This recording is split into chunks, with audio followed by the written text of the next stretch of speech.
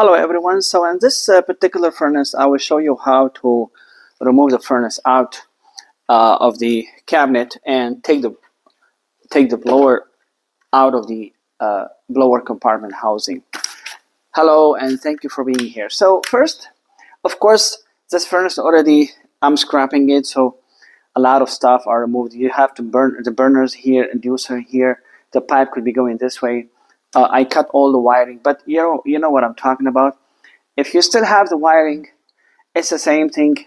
You can remove the harnesses because that panel has to come off and the blower housing is behind it. Now there are more screws. I removed them already. There are more, but to make it faster, I removed them already, all other screws. So basically, what's going to happen is when you remove this panel, if you feel better, you can remove the safety switch here out of your way, but it doesn't bother me. But if it bothers you, you can remove it. There's one screw here, you can remove it.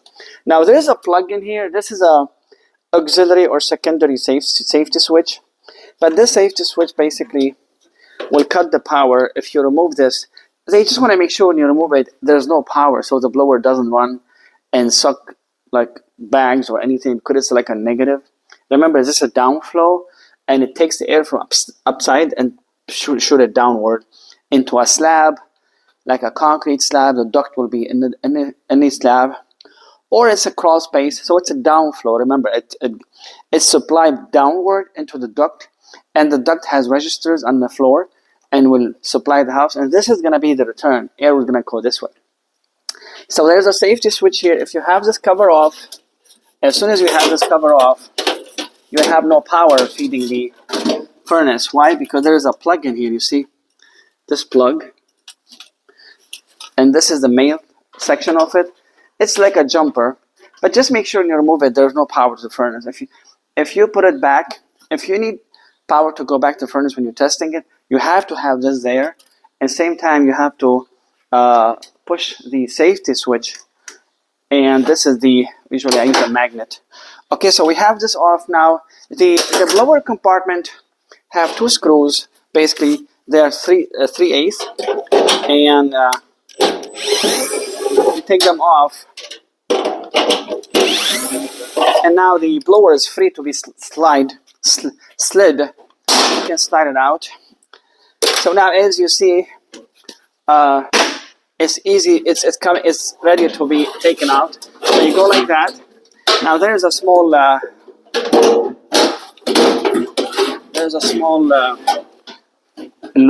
baffle in here. So make sure you bring it out of the. You have to push it so it comes out. And then also in the back there's a lip. If you see that lip, it might be stuck, so you have to jiggle it a little bit. So this motor is all out, and I will show you how to take the blower off. So as you see, I have it here. First, we're gonna have to make sure the wheel is free. So there is a nut here. It's a square tip. It has a square. So you can either use a adjustable wrench, small one, or service wrench. So service wrench is basically a square shape wrench. It has different sizes. If you don't have this, you can use this, because remember, the tip is like a square, and I will show you. So I'm not gonna use this because I have this. So basically, you're gonna go counterclockwise, usually to undo it, right? And you're gonna take this off first. Sometimes it's difficult. So this is easy. You see, it's already. See, we are lucky. If this situation happened with you, you're so lucky, because that shaft could be a nightmare. A lot of time we have to put oil on it, and I hold this flat surface, and I have to undo it and release it. But this looks good. So now we're ready to remove the motor. So in this particular furnace, I want to show you, usually the manufacturer will sell you the whole complete motor. Brand new, could be, they make some replacement now, universal ones, but still, I always recommend to find the original one if possible. But if you find the original one, it's going to be minimum $700, sometimes $1,000. But I got good news for you. This control module can be replaced without removing the whole motor. Okay, so what I mean by that is is that you don't have to go through the whole process of removing the blower out if you are sure the problem is with the control module, not the motor. Remember, this is a control module that controls the speed, modulate the speed, and program the speed. And the motor is just a winding, the stator, and the winding and stuff. First, let me show you. Let's say you think it's this bad. You can smell something burning, right? This comes off. There are two screws, right? And this comes off. Now here you have a small harness. You take it off. Be careful. Don't yank it. There's like I will show you. There's like a small. A pin. You have to press it, and it comes off. Okay, so it's like that. I don't know if you can see it. I hope you can see it. Okay. So usually this motor is good. I checked it. It's working fine. But a lot of time, a lot of other ones, you're gonna find most common problem is this resistor here. If you can see it, make sure the legs. It has like two legs here. You can see it, I guess. Yeah. See here. These legs are not burned. A lot of time this can pop. It's replaceable. I do it. Save you a lot of money. You can buy this separately, and I will show you how later you can take it off and you can solder it. Sometimes the capacitor can be popped. You can see it. Sometimes you can see things are burning. You can smell it. It's bad, and you can take this off. Basically, it's easy. There are two screws here. I'm gonna show you in a minute how to do it. So basically, you have two screws here, Phillips. I just want to show you in case you are able to, if the resistor is gone, oh sure, and you are sure the resistor is gone, what you can do is you can basically simply buy this resistor separately, and you have to buy just like $10 welding tool, like this. And you gotta get some lead, like some soldering, and you can weld it. I'll show you how to. I'm not gonna show you how to do it now, but at least you can get the idea. So after you remove these two screws, there's one screw here and one screw here. Now there's a small clip. You need a really long nose plier, and basically you're gonna squeeze that. See that tip in here? It's like a mounting clip, whatever you call it. So if you squeeze this really good, and you pull it out, usually it come off. So okay, so as you see, it's off, right? So here in the back, this is behind it. This is the clip I'm talking about. So here behind here, you can see, I have seen it many times in this 26 years I'm doing this. You can see these two that belong to the resistor here. They're gonna be burned. So basically what you can do, when you heat it with that heat gun or soldering gun, you can remove that thing and you can put a new one and solder it again.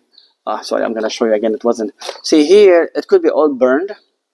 You can, if this is popped or broken or burned, you can heat it and remove it and put a new one and resolder it, and then it's gonna work. You have no idea how much money I saved for people.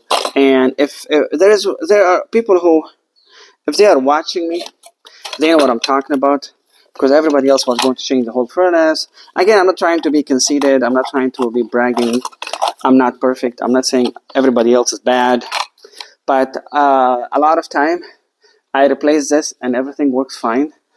If you want to look for the motor, it's very expensive. I would say it's gonna cost, if somebody's gonna do the motor, it's gonna cost minimum $800 if they find a used one.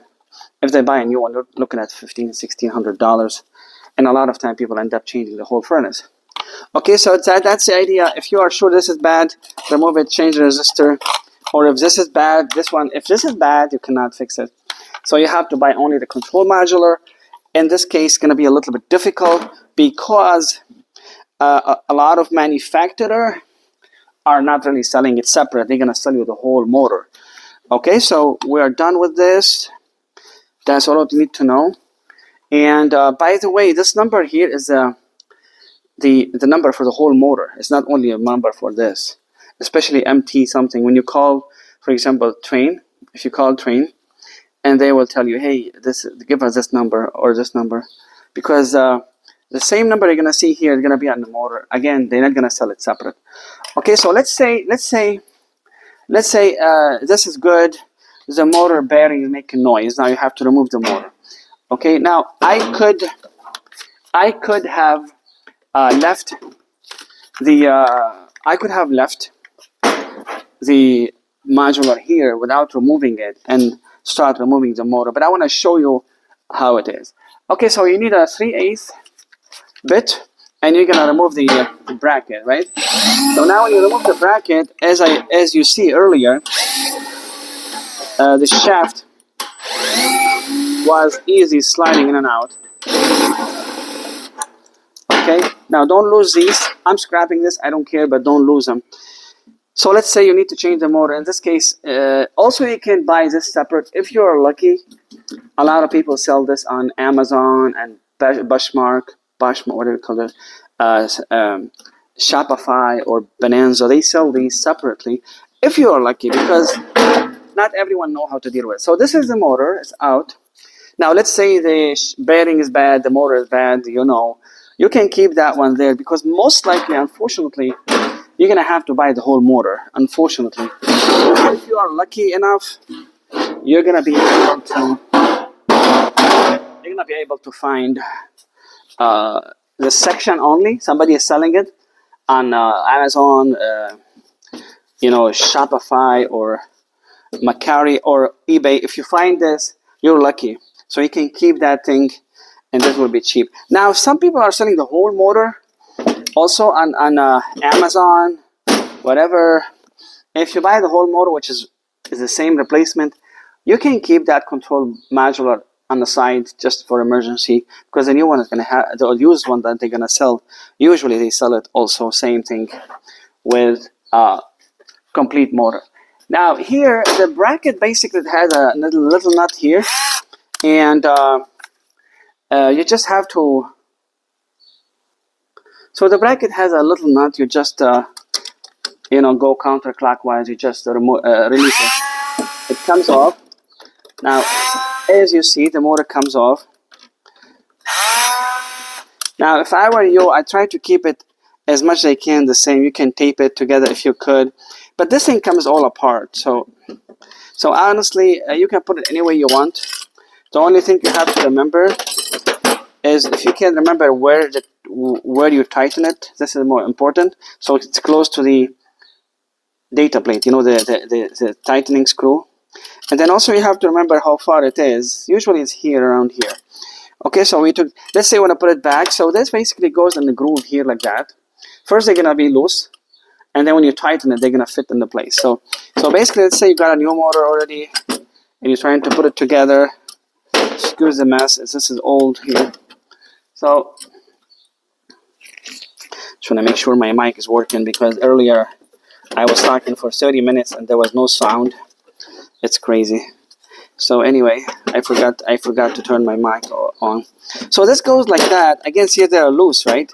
But as soon as you start tightening it, see, I'm gonna lift it a little bit because I want it to be, I think that's where it was. Okay, so you go clockwise now and you tighten it, and as you go, you're gonna be having more tension, so you're gonna try to put them into place. Look, right? They have like a groove. The more you put them in the groove, in the place, they're gonna become looser, and then you tighten again.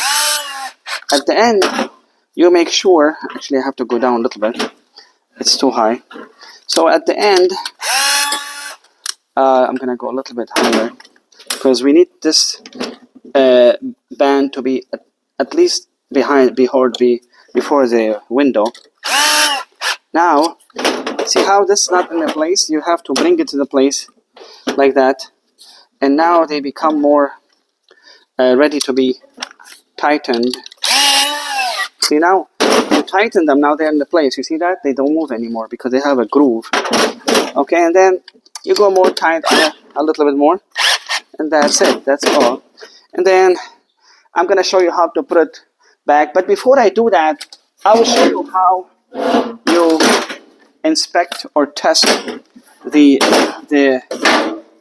wheel. Like, let's say when I take the wheel off, let's say the wheel is making noise, you have to change it. So basically, this furnace in particular has two screws here and two there. This baffle or piece of metal will you can move it out, and then you can have the wheel out in case. Oh my God, sorry. In case you want to see how it comes off. So now the wheel can come off very easy, right? You can just take it out. Now this is the wheel. Basically, see these, we call it the squirrel cage blower wheel for furnace. Sometimes I have seen cases where whistling is coming because these louvers are loose. So when this motor is in the cabinet, you put your hand on it. If you feel that something is loose, this is gone. You have to change it. So this is sturdy, this is strong. Sometimes this comes off, you know, it's mechanically compressed. But with the years, sometimes people, when they put the screw tension, they don't tighten it really strong. Sometimes this whole plate come loose. So just so you know, in case you want to put a new, let me get my tape measure. In case you want to put a new wheel and you can't find the right one, what you can do is find something very, very close, right? Like for example, if this is like, let's say 8-inch, and you got, see, when you need the tape measure. So for example, if you can't find the exact wheel, for example, for some reason, and you found one that's a little bit slightly bigger, like for example, let's say this is 7-inch, right? And then you look how much space you have here, right? It's 7, so you barely have a half an inch. So this, if it's bigger, like a 1/4 inch, you're gonna get away with it.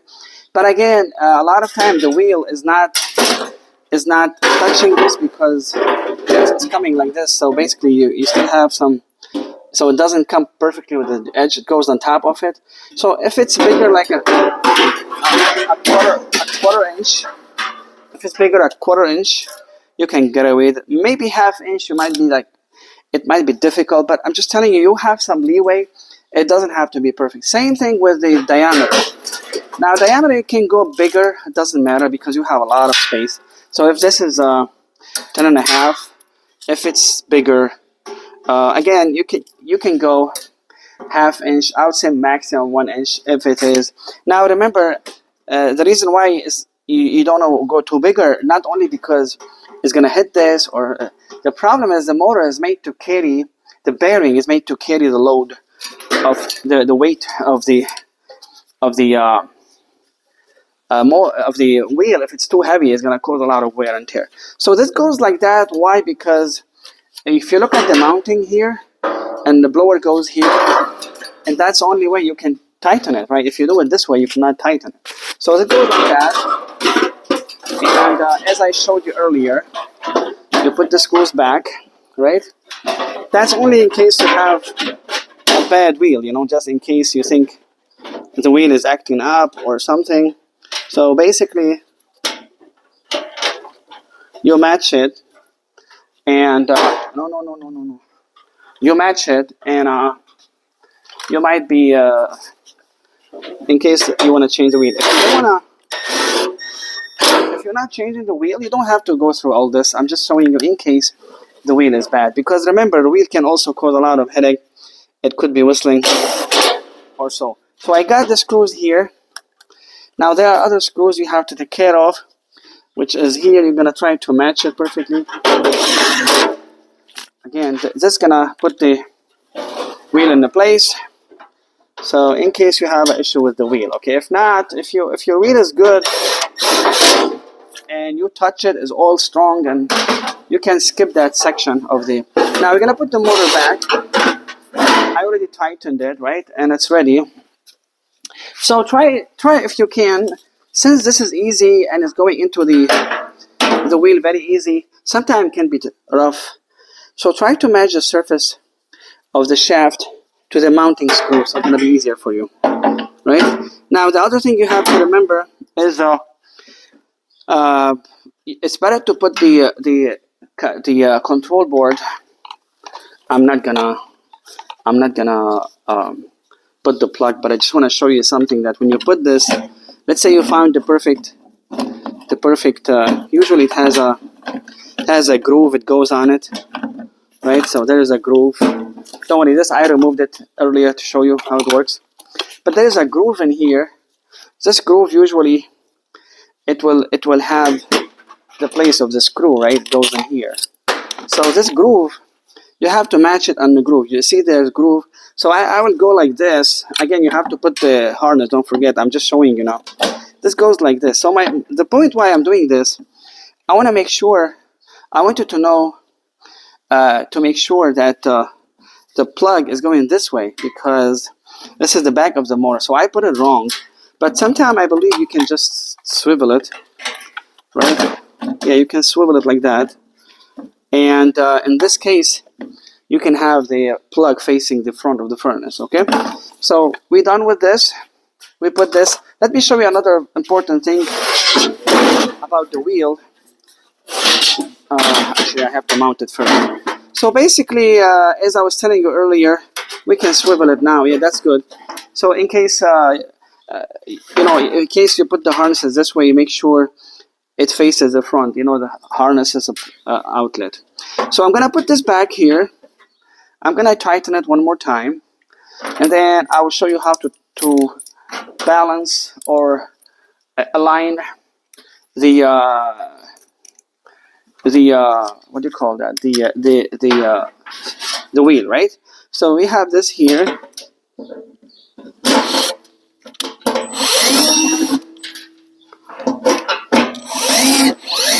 Now don't go crazy at the end. Slow down, because you might strip the. Just go a little bit, because you might strip the threading. So be careful when you go to the end. Slow down. Okay, if you wanna just get to the end, but don't tighten with the drill, and then do it hand tight is safer. But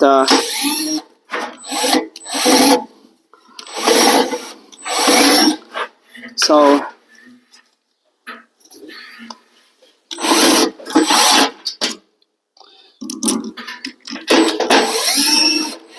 okay, so this is all tight. Of course, I have to tighten with my hand, but again, I'm showing you this, and this is going for scrap. So now the idea here is you have to make sure the bit or the screw goes perfectly on the shaft. A lot of time I see people tightening it on the cylinder, on the round side. Sometimes, and believe it or not, on the edge of the shaft. You know, I don't know if you can see that. So you have to make sure the screw is perfectly on the shaft, on the surface shaft. Now I go all the way, but I don't tighten it yet, just a little bit. Now here is the crucial part. You have to adjust it. See, I was telling you how much space you have. So if you can't find the exact wheel, you might find something at the supply house or online, whatever, just a half an inch bigger. You can have a leeway. You see how much space you have. So if it's a little bit bigger, don't worry about it. It might be more CFM. But again, if you go more than half, maybe half an inch is maximum. If you go more, it might start hitting the housing. And then the idea here is you have to put it perfectly. Make sure the space between from here, space here is same space over there. So in this case, perfect. Okay. Now I make sure the screw is on a surface shaft. Now this you can tighten really strong. I don't care. You can go crazy on as much you want. Like 1, 2, 3, 4. So this basically is perfect. Now you can go ahead and install it. Now always check it, put your hand on it, make sure it's not hitting anything. You go like this. Okay, so this is good. Again, I'm not gonna put the control module back. You know what I'm talking about. I took it off for you to show you. Okay, so a lot of time when you go to customer, if they tell you there's noise, always, also when you do maintenance, always put your hand in here if you can. Like I will show you when the housing is in the front. So I will show you how to put it back. Basically, there are louvers. There are like rails, and this goes in it. Okay, so basically you're gonna go like this, right? Honestly, there's like a rail, and then you put the lip in it, and it goes all the way in. And of course, there are 2 screws here. You can 3/8. You know, I'm not gonna put them. You know what I'm talking about. They are here. Now, when you go to custom, you do maintenance. Always put your hand here. Believe it or not, you see paper sometime, bag, because this is always a return. It's like a vacuum. You can put your hand also here. Make sure. A lot of time I see a lot of stuff in here. So that's okay. That's all for today. Just show you how to remove the compartment of the blower and what you need to know about it and how to put it back. Now, the next video, I'm going to show you how to remove the heat exchanger. Thanks for your time.